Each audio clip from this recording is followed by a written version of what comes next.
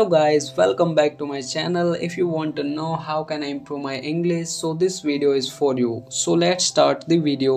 So ये video मुझे हिंदी में ही बनाना पड़ेगा, ऑब्वियसली बात है, क्योंकि हिंदी व्यूवर्स हैं जिनकी इंग्लिश ऑलरेडी अच्छी है वो भी इस वीडियो को देख सकते हैं, और जिनकी इंग्लिश थोड़ी सी वीक है या बिल्कुल वीक है वो इस वीडियो को भी देख सकते हैं, और आखिरी तक आप जाने कि हाँ कि जो भी सर ने टिप्स बताई है वो वाकई काम किए। सो चलिए स्टार्ट करते हैं। दोस्तों, अंग्रेजी सीखने का मतलब हमेशा कक्षा में बैठना और कठिन व्याकरण का अध्ययन करना नहीं होता।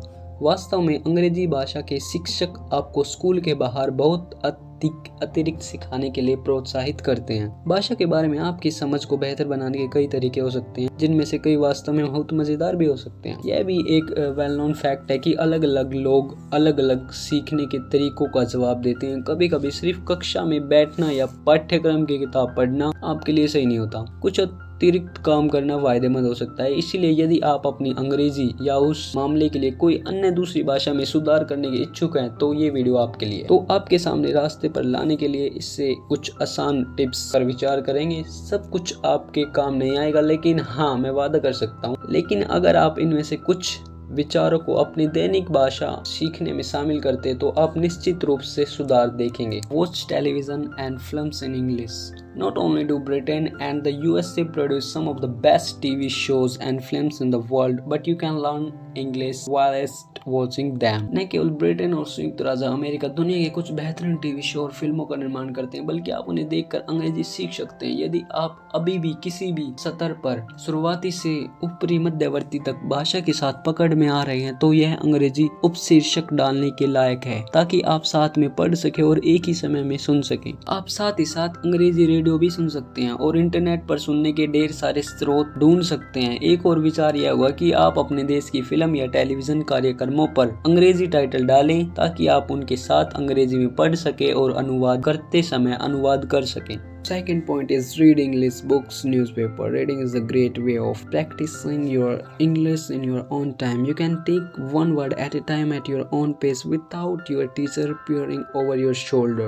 यानी कि पढ़ते समय अपने अंग्रेजी का अभ्यास करने का एक शानदार तरीका है। आप एक समय में एक शब्द अपनी गति से ले सकते हैं बिना अपने शिक्षक ने कंधे पर हाथ रखे। यदि आप शुरुआती से मध्यवर्ती स्तर तक पढ़ रहे हैं तो बच्चों की किताब चुनें जहाँ भाषा एक वैश्विक पुस्तक की तुलना में आसान हो। Newspapers are also worth reading. Not only can you improve your English, but you all learn about local and national going on, which can be handy with communicate with native speakers. Free newspaper and magazines, as well as tabloid style newspaper which use more basic language, are perhaps better for low level. Third point is level think in your house. This is quick and cheap way of improving your knowledge of the vocabulary of everyday idioms in your home. All you need to do is buy a pack of labels and then write the name of idioms in your home on them, such as phone, window, mirror, etc. Every time you use these objects, you will read the word and embed into your memory. This is great for low level learners.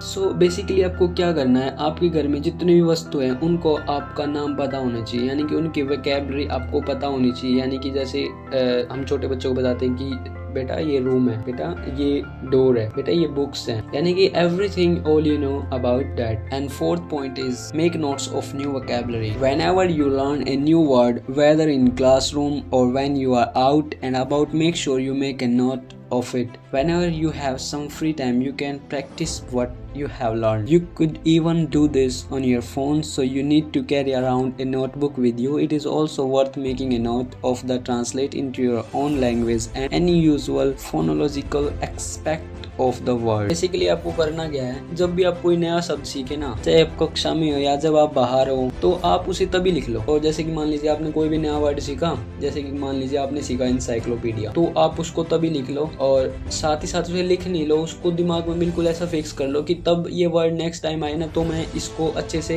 बोल सकूं और अच्छे से याद कर सकूं। तो fourth tip ये है। तो इसी तरीके से आगे बढ़ते हुए फिफ्थ पॉइंट हमारा ये है कि surround yourself with English speakers. Look, if you just spend your time outside of the classroom with people from your own country, you will miss out a big chance to practice English. If you try to befriend other English speakers, you will forced into speaking the English language, you also pick up things like a slang and conversational English that you are unlikely to learn in the classroom. Basically, I wanna say to you, अपने आप को English वाले लोगों से घेरें। यदि आप कक्षा के बाहर अपना समय अपने देश के लोगों के साथ बिताते हैं तो आप अंग्रेजी का अभ्यास करने का एक बड़ा मौका चूक जाएंगे।